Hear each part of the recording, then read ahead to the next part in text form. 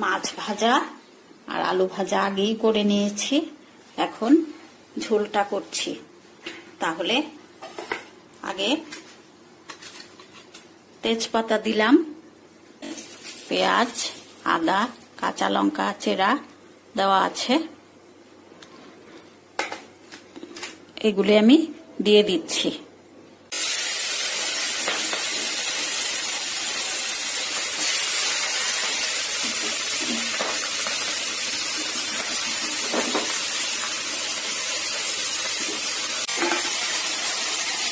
এখন দেব জিরের গুঁড়ো,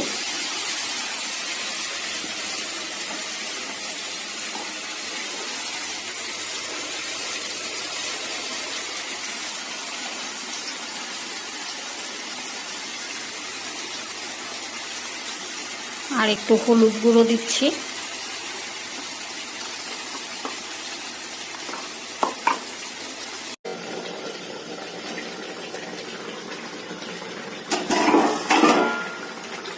হ্যাঁ, মাছ হয়ে গেছে,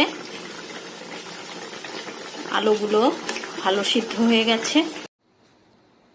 নমস্কার বন্ধুরা, আমার লাঞ্চের থালি নিয়ে এসেছি।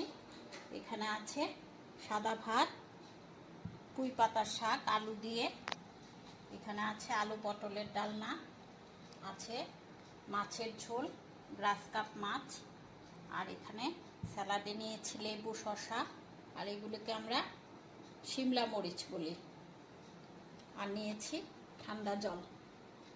যদি ভালো লাগে লাইক করবেন, কমেন্ট করে জানাবেন, আর প্লিজ সাবস্ক্রাইব করবেন আমার চ্যানেলকে।